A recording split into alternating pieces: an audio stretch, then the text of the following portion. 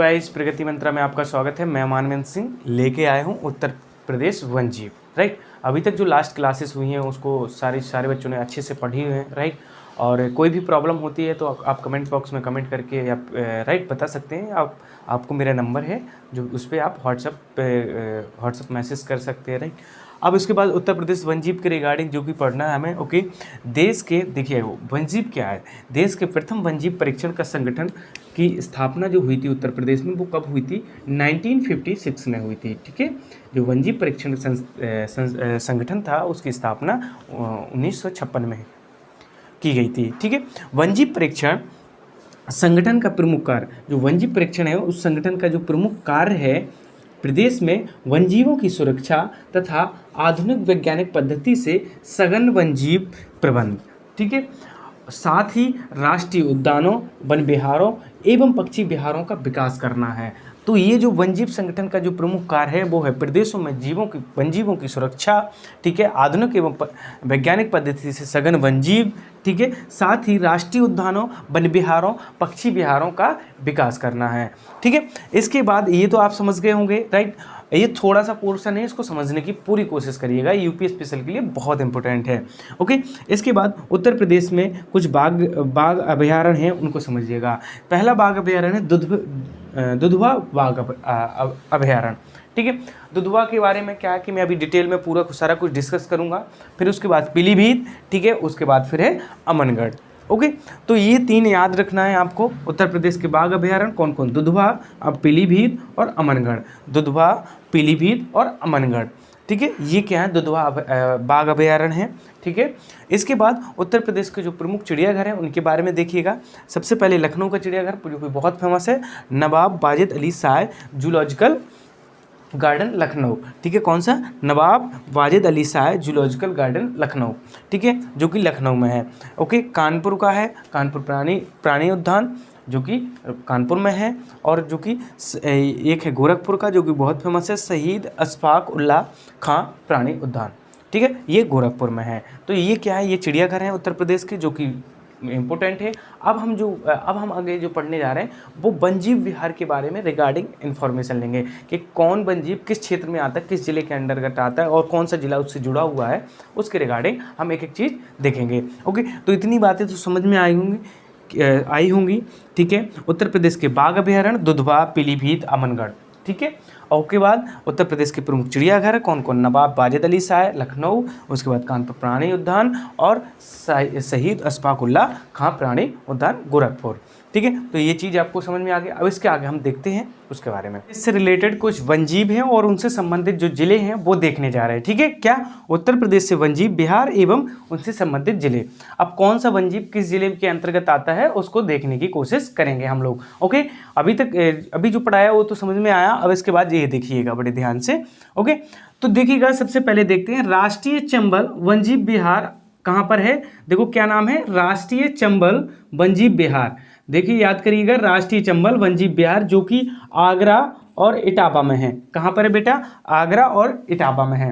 Okay, इसके बाद देखते हैं चंद्रप्रभा वनजीव विहार। चंद्रप्रभा, याद करो, चंद्रप्रभा वनजीव विहार कहाँ पर है? वो है चंदौली। कहाँ है बेटा? चंदौली में चंद्रप्रभा वनजीव विहार है। उसके बाद आगे देखते हैं कछुआ वनजीव विहार। कौन सा? कछुआ वनजीव विहार, वो कहाँ पर पड़ता है? वाराणसी में।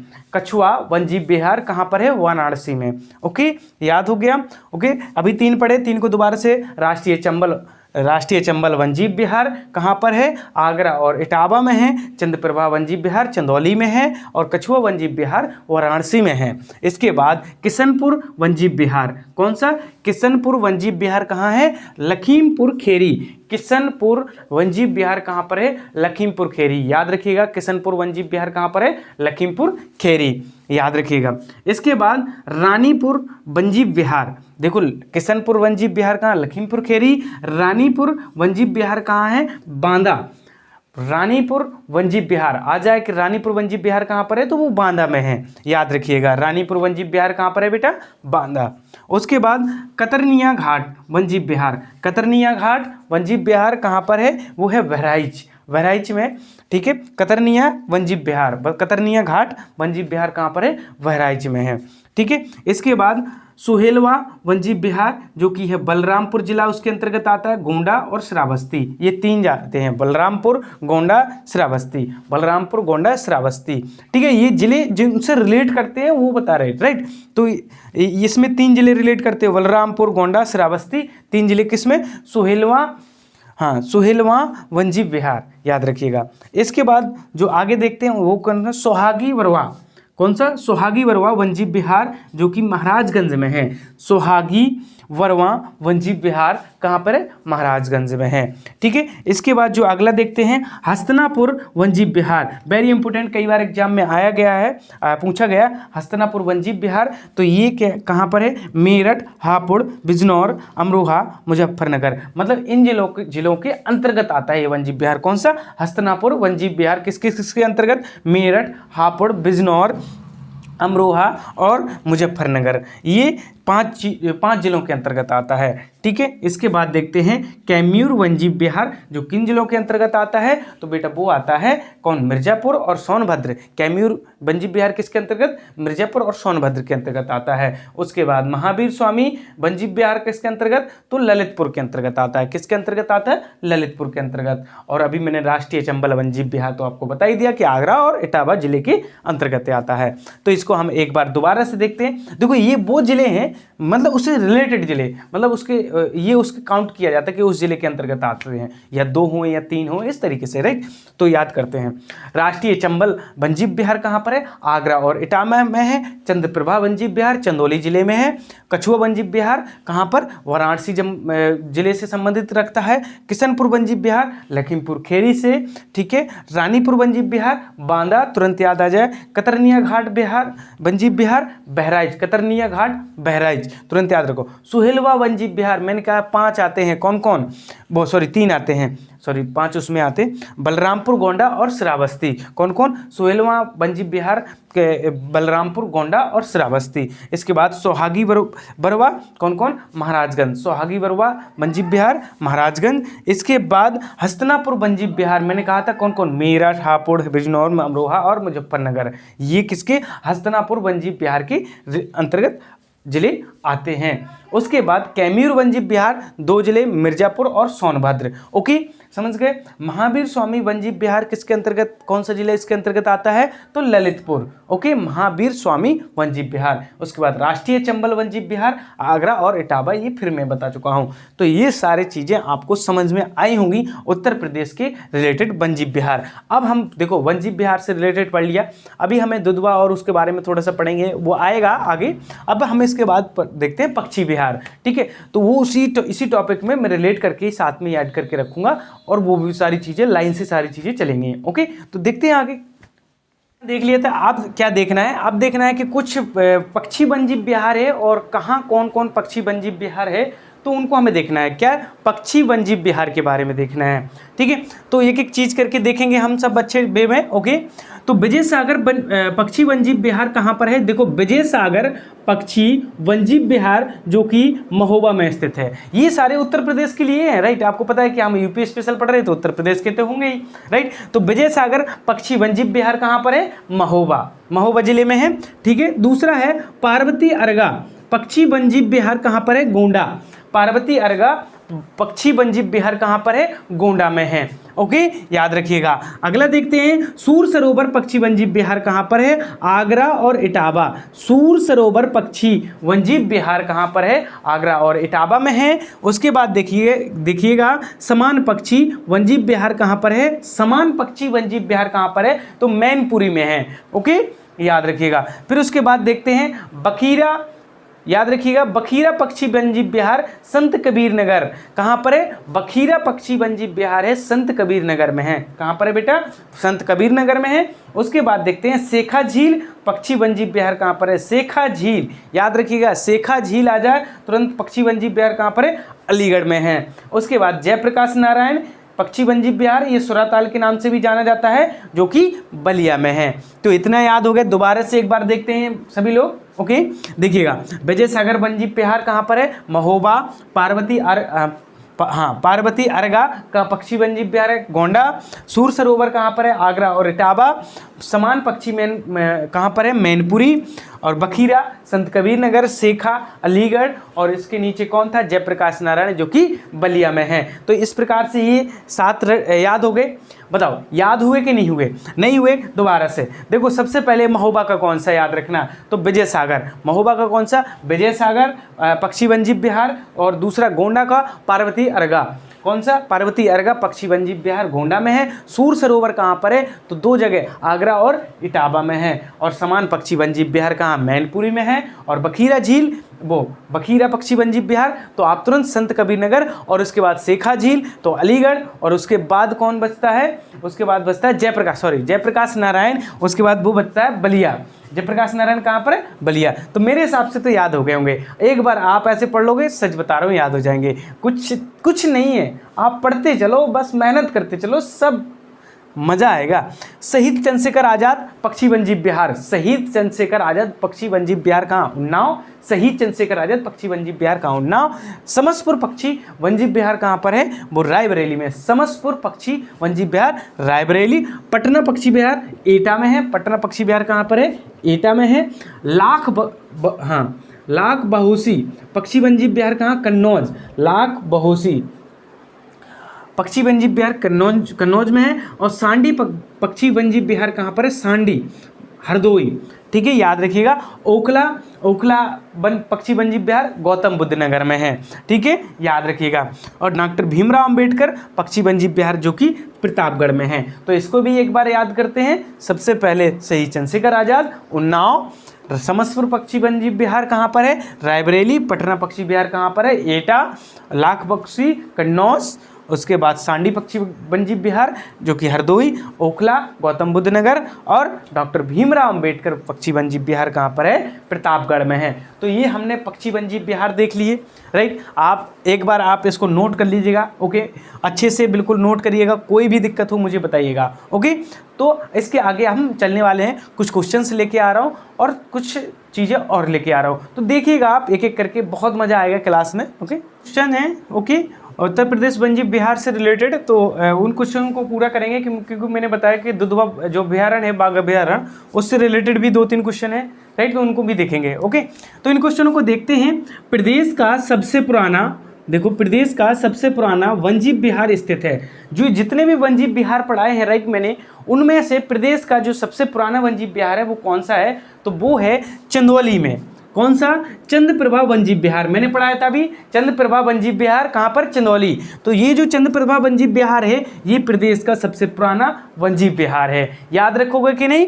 ये सबसे प्रदेश का सबसे पुराना वन्यजीव विहार कौन सा? चंद्रप्रभा वन्यजीव विहार, जो कि चंदौली में स्थित है। इसके बाद जो अगला देखेंगे, प्रदेश का एकमात्र राष्ट्रीय उद्यान। प्रदेश का एकमात्र राष्ट्रीय उद्यान जो अपने प्रदेश में है, वो राष्ट्रीय उद्यान, एकमात्र राष्ट्रीय उद्यान कौन सा है? तो वो है दुधवा राष्ट्रीय उद्यान। कौन सा है? दुधवा राष्ट्रीय उद्यान। और दुधवा राष्ट्रीय उद्यान कहाँ पर है? ये भी याद रखना है, कहाँ पर है? तो वो है भैया लखीमपुर खेरी में है। कहाँ पर है? लखीमपुर खेरी। तो दुधवा राष्ट्रीय उद्यान एकमात्र राष्ट्रीय, प्रदेश का राष्ट्रीय उद्यान है, याद रखिएगा। उसके बाद अगला देखिएगा, वर्ष 1987 से 88 में बाघ परियोजना में शामिल उद्यान।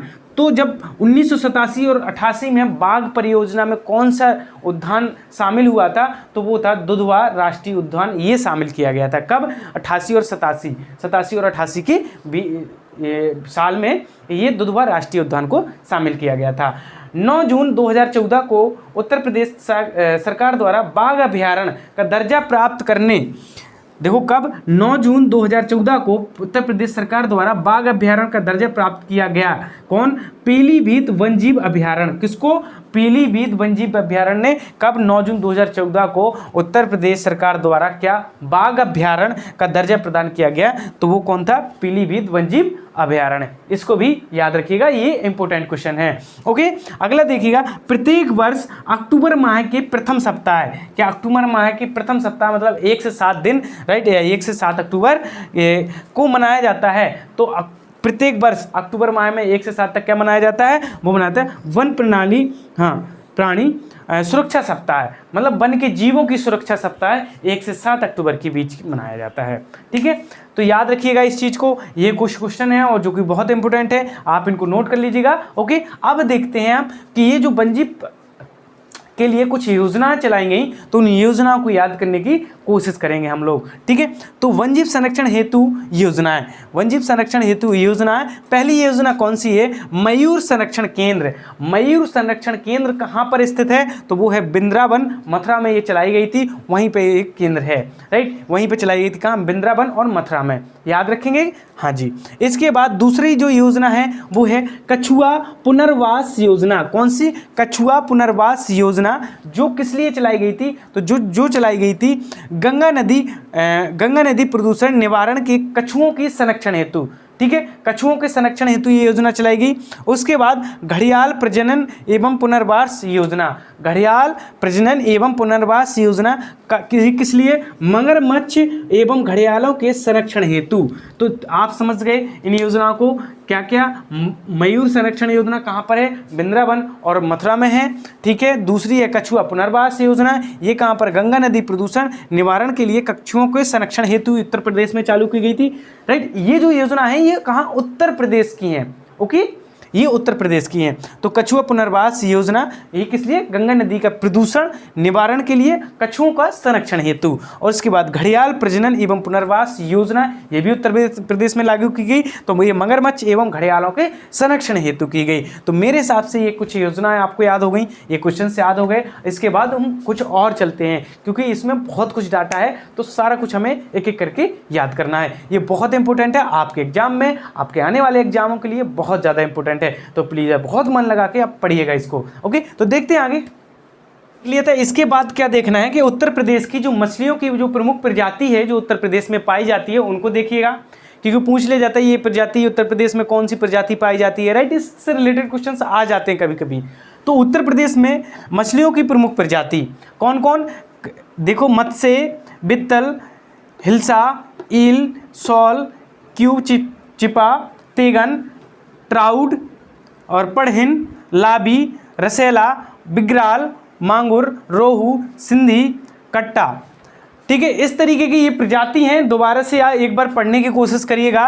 देखो, मत्स्य, बित्तल, हिल्सा, ईल, सॉल, क्यूचिपा, तेगन, ट्राउट, पढ़हन, लाबी, रसेला, बिग्राल, मांगुर, रोहू, सिंधी और कट्टा। याद करना है। देखो कितनी प्रजाति हैं, आपको याद करने की कोशिश करिएगा। थोड़ी सी नाम तो है, आप मछलियों की प्रजाति हैं, नाम तो अजीब होंगे ही, राइट। तो आप याद करिएगा, हो जाएगा। ये कोई बहुत मतलब कॉम्प्लिकेटेड चीज़ें नहीं है, इसको याद करने की कोशिश करिएगा। ठीक है, जैसे मत्स्य, बित्तल और हिल्सा, वो हिल्सा, ईल, सॉल, क्यूचिपा, तेगन, ट्राउट और पढ़हन, लाबी, रसेला, बिग्राल, मांगुर, रोहू, सिंधी, कट्टा, ये आदि मछलियों की प्रजाति हैं उत्तर प्रदेश की। ओके, इसके बाद कुछ चीज़ें और देखनी है कि इटावा में एक सफारी पार्क है, उसके बारे में देखिएगा।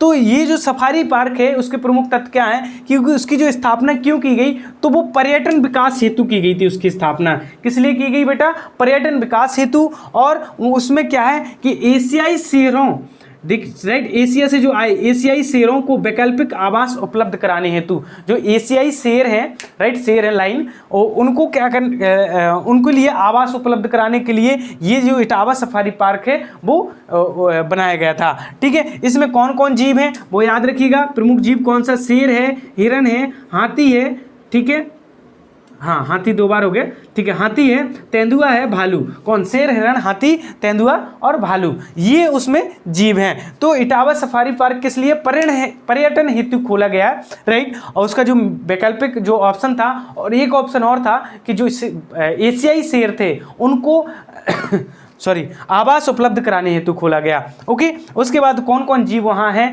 हिरण, शेर, चीता, तेंदुआ, चीता नहीं, शेर, हिरण, तेंदुआ, भालू और हाथी, ये वहाँ उसमें जीव हैं। तो ये कुछ जानकारी मुझे देनी थी आपको, ये हो गई। थोड़ा सा और रुकिएगा, एक चीज़ और लेनी। ये जो देखो मछलियाँ हैं, इनको याद करने की कोशिश करिएगा, बिल्कुल बेफिक्र होके। तो इनको याद करिएगा। क्या? उत्तर प्रदेश की मछलियाँ, देखो याद कराने की कोशिश कराता हूँ मैं। देखो याद करो, मत्स्य, बित्तल, हिल्सा, ईल, सॉल, क्यूचिपा, तेगन, ट्राउट, पढ़हिन, लाबी, रसैला, बिग्राल, मांगुर, रोहू, सिंधी, कट्टा। इस तरीके से याद कर लो आप, हो जाएगा याद, 2-3 बार पढ़ोगे, एक बार लिख लेना तो हो जाएगा। ओके, तो अब इसके आगे देखते हैं, जो कि अब एक टॉपिक और है तो इसी से रिलेट करता, तो उसको देखते हैं, फिर उसके बाद एक टॉपिक खत्म हो जाएगा। ओके, वो क्या देखना है, उत्तर प्रदेश के रामसर आर्द्र भूमि स्थल हैं जो कि 10 हैं, उनको देखना है। राइट, किसको उसमें रखा गया रामसर आर्द्र भूमि स्थल में, तो उनको सबको देखना है क्योंकि क्वेश्चंस इनसे भी बन जाते हैं। ठीक है, और बहुत सारे क्वेश्चंस बनाए भी गए हैं एग्जामों में। ठीक है, तो आपको सबसे पहला है उन्नाव, जो रामसर आर्द्र भूमि स्थल में आता, उन्नाव का कौन सा, नवाबगंज पक्षी विहार। नवाबगंज पक्षी विहार किस में आता है, तो वो रामसर आर्द्र भूमि स्थल में आता है। कहाँ का, उन्नाव का। उन्नाव का कौन सा, नवाबगंज पक्षी विहार। उसके बाद देखते हैं गोंडा का कौन सा, अगरा पक्षी विहार, कौन सा, पार्वती अगरा पक्षी विहार गोंडा का, ये भी रामसर आर्द्र भूमि में आता है। मैनपुरी का समान पक्षी विहार, मैनपुरी का कौन, समान पक्षी विहार भी रामसर आर्द्र भूमि में आता है। और रायबरेली का कौन सा, समसपुर पक्षी विहार, कौन सा, समसपुर पक्षी विहार, वो भी किस में आता, रामसर आर्द्र भूमि स्थल के अंतर्गत आता है। उसके बाद देखेंगे हरदोई में सांडी पक्षी विहार, सांडी पक्षी विहार उसी के अंतर्गत आता है। किसके अंतर्गत, रामसर आर्द्र भूमि के अंतर्गत आता है। इसके बाद बेटा इटावा में कौन सा, सरसई नवार झील भी उसी के अंतर्गत आता है। फिर आगरा का कौन सा, आगरा का सूर सरोवर। ओके, और ऊपरी गंगा नदी का कौन सा, ब्रज घाट से नरौरा, जो ऊपरी गंगा नदी है वो कहाँ से कहाँ तक, ब्रज घाट से नरौरा तक भी किसमें आता है, रामसर आर्द्र भूमि के में स्थल आता है। कौन सा, ऊपरी गंगा की तरफ। राइट, और कहाँ से कहाँ तक, ब्रज घाट से नरौरा तक। ठीक है, ये चीज आप याद रखिएगा। तो इसको एक बार और देखिएगा, उन्नाव का कौन सा, नवाबगंज पक्षी विहार, गोंडा का पार्वती अगरा। ओके, मैनपुरी का समान पक्षी विहार, रायबरेली का समसपुर, हरदोई का सांडी, इटावा का सरसई, और आगरा का कौन सा, सूर सरोवर, और ऊपरी गंगा आता है, ऊपरी गंगा ब्रज घाट से नरौरा तक। ठीक है, उसके बाद मुजफ्फरनगर और बिजनौर में कौन सा, हैदरपुर आर्द्र भूमि, ये भी रामसर के अंतर्गत आता है। कौन सा, हैदरपुर आर्द्र भूमि, ये कहाँ, मुजफ्फरनगर और बिजनौर के बीच पड़ता है। ठीक है, इसके बाद बखीरा जो पक्षी वन्यजीव विहार है उसे 2021 में, जून 2021 में किसमें शामिल किया गया, रामसर आर्द्र भूमि में शामिल किया गया। ये क्वेश्चन एक बार पूछा भी गया है, बखीरा पक्षी वन्यजीव विहार रामसर आर्द्र भूमि में कब शामिल किया गया, तो जून 2021 में अभी शामिल किया गया। ये कहाँ पे पड़ता है, ये संत कबीर नगर में पड़ता है। तो इस तरीके से चीजें ये आपने देख ली होंगी, रामसर आर्द्र भूमि से रिलेटेड जो स्थल हैं उससे रिलेटेड सारी जानकारी आपने देख ली है। इसको एक एक करके याद करिएगा, बहुत सारा याद करने को है, थोड़ा थोड़ा करके आप याद करिएगा, सारी चीज़ें याद हो जाएंगी। और अगर एक बार नहीं दो बार आप दो बार वीडियो को देखिएगा, आपको अपने आप याद हो जाएगा। मुझे पता है, 2 बार वीडियो को देखो, याद हो गया, अपने आप नोट्स बना लो, है कि नहीं। तो इतना ही आज के लिए, इतना ही। अब मिलते हैं अगली क्लास में। Okay, bye bye everyone. और बहुत अच्छी रही क्लास और आप बहुत अच्छा सहयोग कर रहे हैं, आप लोग पढ़ रहे हैं। और जो भी बच्चा नया हो प्लीज़ चैनल को सब्सक्राइब जरूर करें। और आप सहयोग करेंगे तो मुझे काम करने में मज़ा आता है और मैं भी अच्छी जो आपके क्लासेस है वो लेके आऊँगा। ओके, तो इतना ही आज के लिए। Okay, bye bye everyone.